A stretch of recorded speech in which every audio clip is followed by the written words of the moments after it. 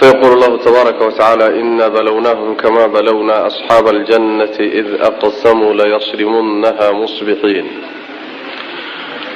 ولا يستثنون.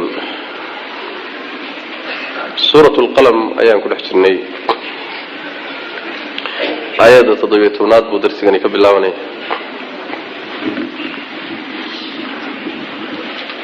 الله يقول سبحانه وتعالى إنا بلوناهم وأنه امتحاني. قصة ماشان لقى قليا قصة يروق كوبان وصورة كلية كسارورت مالك لو القرآن كتير مجرد قصة قصة ومهما أما تصالي اللسين أيوه لمن كراء قريشات النبي صلى الله عليه وسلم هي عرب في لدى قلبيس والنبي صلى الله عليه وسلم markuu ilaahay soo saaray nimankii carabta ahaa oo ka dhashay ilaahay subhanahu wa ta'ala ka soo saaray nicmo weyn bay ahayd oo ilaahay uu siiyay iyaga khaas ahaan caam ahaanna ummadoo dhan uu siiyay nicmadii markuu siiyay way ku kufriyeen nicmadii markay ku kufriyeenna waxaa ka dhalatay in la ciqaabay taas waxay la mid tahay arrin hadda ka hor dhacday oo ku saabsanayd niman beer ay lahaayeen oo beertii nicmadeedii iyo wanaageedii iyo samafalkeedii ay ku kufriyeen kadibna beertii laga tirtiray sidaasay marka u dhaxaysaa qisadu rabbi wuxuu yidhi subxaanahu wa tacaala marka inna anagu balownaa waan imtixaanay hum carabtii baan imtixaanay nimankii nabiga la joogay quraysh khaasatan kamaa sida balownaa aanu imtixaanay asxaaba aljannati beerta asxaabteedii sidaan u imtixaanay si la mid ah id waqti baa la imtixaanay qoladan beerta aqsamuu ay dhaarteen layasrimunnahaa inay goosanayaan musbixiina xaala yihiin kuwa waa beriisanay subaxdii inay goosanayaan bay ku dhaarteen oo walaa yastathnuuna ayna waxba soo reebaynin way dhaarteen dhaartoodana waxba mayna ka soo reebino in sha allahu maynan odhanin fataafa waxaa ku wareegay calayhaa beerta korkeedii waxaa ku wareegay taa'ifun balaayo wareegaysa oo min rabbika rabbigaa xaggiisa ka ahaatay walxaal bay balaayadaasi ku wareegtay hum iyagu naa'imuuna kuwa hurda ay yihiin ayagoo markaa jiifa fa asbaxad waxay ahaatay beertii kasariimi sidii yani bal la gooyey oo kaleeto ama beer la gooyey oo kale noqotay fatanaadow markaasay isu dhawaaqeen musbixiina xaala yihiin kuwa waa berisanaya subaxdii bay isu dhawaaqeen waxay isugu dhawaaqeen aniqduu kallaha calaa xartikum beertiina korkeeda kusoo kallaha in kuntum haddaad tihiin saarimiina kuwa wax goosanay haddaad beer goosanaysaan niman yahu soo kallaha sidaasay isugu dhawaaqeen fantalaquu markaasay tageen walxaal hum iyagu yatakhaafatuuna ay isku qarsanayaan maxay isku qarsanayaan allaa yadkhulannahaa yuusan gelin alyawma maanta calaykum korkiina miskiinun wax miskiina yuusan idiin soo gelin warkaasi hoos isugu dhiibeen isku qarsadeen waqadan way ka leheen warkaa markay isa siiyeen calaa xardin xoog iyo dadaal korkiibay ku ka leheen qaadiriina ayagoo awooda siday la tahay ay moodahayaan ayagoo markaa kari kara oo arrintaas tabar wahay falamaa goortii ra'ow ay arkeen haa beertii markay arkeen ayadoo madoobaatay oo balaayo ku dhacday qaaluu waxay yidhahdeen innaa anagu ladaalluuna kuwa lumay baynu nahay war meeshu ma ahee malaha jidkii waan ka soo lunnay bal iskaba dhaafa meeshu waa tahay maynaan soo lumine naxnu anagu maxruumuuna kuwa la hoojiyey baynu nahay hoog baa inagu dhacayo nasiib daraa dhacday wey qaala markaasaa wuxuu yidhi awsatuhum koodii ugu roonaa ee ugu fadli badnaa ayaa wuxuu yidhi alam aqul sooma odhanin lakum idinkasoo idinkuma dhihin lawlaa tusabbixuuna maa tasbiixsataan yani soo idinma dhihin markii aan dhaaranaynay oon wax qarsanayno go-aanka gaadhaynay ilaahay aynu u tasbiixsanno soo idinma dhihin qaaluu markaasaa waxay yidhahdeen subxaana rabbinaa rabbigana nasihidiisa iyo ceebka fogayntiisa إنا أنه كنا وحن أهين ظالمين كوا ظالمين أهين فأقبل مركاسو قابل بعضهم قاركوت على بعض قارك كلوا قابل وإسكوتش سدين يتلاومون حالهم كوا إسئذيني ومن دمتك كلته إيد كل ريحة صدوا أنت معنى هذا وحوي سان يعني وحوي هذا هو الشيء ريمك النبي مركي ويمت أو حق ولي من صلوات ربي وسلام عليه ويكوك عن سيرنا وكوي ديدي مركي ديدين نعمدي إلهي أي كفريان وحا أوال كود النقضي إن لا عقابه روح كستو إلهي النعمة أوسيي كل شكرين واينا آخر كوحو كدن بين ياؤن عقاب لمريه لمن كان مركة تسالة لسيي نعمة أي كفرين أيان ماشي أي كدن بين دونتي عقابة كدلن دونتا تسالة وحا لسيي يعني نمان بير لهانشري وحال ليه هاي نمان كاني نمان وحي الرئي من يدع أو الرئي صنعاء خاصة أو أبوه الضا بير تلهابي ليه ينفسرينتو كل رواية إسرائيلية أنا ملينيه أبوه الضا بير تلهابي ليه ين أضيقوا مركب بير تويحي كسوقوا أيو صدح قيبضو قيبين شري قيب بيل بو كردقان شريو علميه سيرير كيسو كبيريش قيبنا بيرتو ديبو قلين شريو يضو ديبو كبيريش قيبت صدحان نبو صدقيسين شري وبيحين شري مساكين توسين شري ويلاشي سيبا بيرتي دحلي مركو أضيقا دينت مركو داي دحلين با وحي لادين أضيقا آبهنا نعس بوها dad aan waxba lahayn oo shaqaysanin markuu wuxuu ku dhididay oo ku rafaaday iska siinahay nacasnimo haysay bari inaga ma baxdo intaas waxoogaagii odaygu bixin jiray bay gooyeen marka waxay ku heshiiyeen inay ka jaraan oo masaakiinta waxoogaagii la siin jiray beertu markay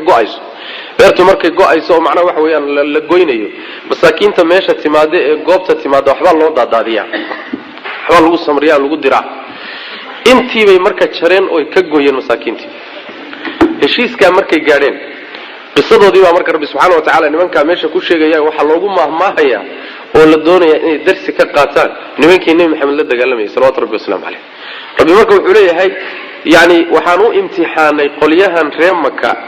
sidaan u imtixaanay nimankii dhalinyarada ahaa ee beerta lahaa oo kale nimankaasi way dhaarteen waxay ku dhaarteen beerta inay subaxnimada goosanayaan la yasrimunha musbihin markay dhaaranayeenna wala yastathnuuna waxba mayna dhaartooda ka soo reebin kaso istithnaha waxa laga wadaa bimaana marka dhaaranayso shay soo socdaan qaban aad leedahay waa kan soo baranay waa inaad insha Allah dhaaf hadaad insha Allah dhihi weydo wuxuna wax marka aad hayso uu sanaayna wax soo socda aad ka hadlaysaay waxa laga yaabaa bal ay u badan tahay in lagu seejiyo sidii nabiyullaahi Suleymaan alayhi salaam oo ku dhaaran jiray yani waxa way 100 dumar u qabay 100 kayga dumarkaaba caawaan isu mari buuri 100 kuba way wada ureysan 100 kuba wada haliyay dagaalamo ay dhali doonaan mid walba wiil bay dhali doonto haliya insha Allah diibu ka tagay sidoo nabiga sallallahu alayhi wasallam 100 koodii horta hal mid kaliya taa urqatay middiina ilma dhicisay dhashay nabigu wuxuu yiri insha Allah haduu dhihi lahaa sidoo yiri bay noqon lahayd bu nabiga sallallahu alayhi wasallam sawarta wala yastathnuuna insha Allah di waa ka tagay waxay isku darsadeen ayagoo khayr gooynahay marka labaadna khayrka ay gooynayaan mustaqbal uu yahay oo ay ka hadlayaan marka saddexaadna wax mustaqbal hadaad ka hadlayso insha Allah baa waxba la soo reebtay wixii la soo reebashadiina way daay wala yastathnuuna sidaas tafsiir ah wana sida ay culimada qaar kood rajaxayaan tafsiir kale oo ku jirta markay sidaas sameeyeen Ilaahay subhanahu wa ta'ala beertii wuxuu ku soo diray aafo yaa xagga Rabbi samada lagaga soo diray aafadaasi ma dabayla qabsaday ma dabba qabsaday adigu aafo samaawi ah ayaa beerta lagu fasaxay ayagoo hurda waa habeenka ay subaxda ay kalihi doonaan habeennimadeedii baa beertii la miray markaasay beertii waxay noqotay fa asbahat kasarimi sidii shay la wax la goostay oo kale noqotay banaan baa meesha ku soo haray kasarimi la wuxuu leeyahay Abdullah ibn Abbas saw al-layl al-aswad habeen madow bay noqotay meeshii beerta qoyan iyo barwaaqada iyo dooga iyo dhalaal kala hay waxay noqotay habeen madow bay noqotay maxaa yeelay dambas madow baa meesha ku soo haray subaxdii iyagu waxa kama warhayaan markay waagi baa u bariyay go'aan bayna xalay meel dhigteen waagi markuu bariyay marka isu dhawaaqeen fatanawdaw musbihin warhabelow isu dhawaaqeen waagi markuu bariyay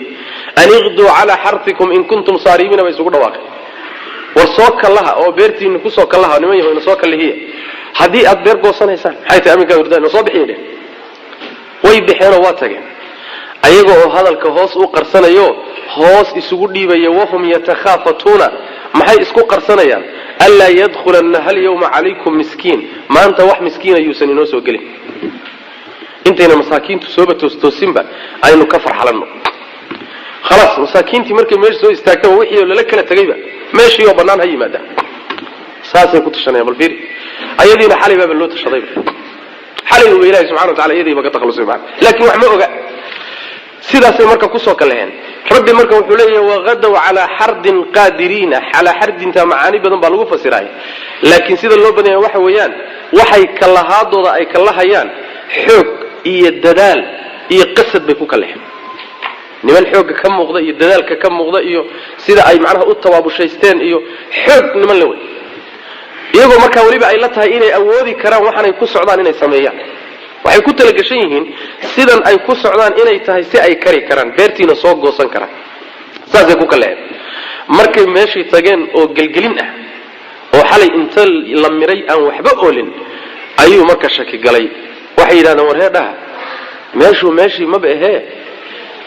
miyaynu soo lunay waan soo habownay oo malaha jidaan ahayn baynu soo qabsanno meel kale soo aadnay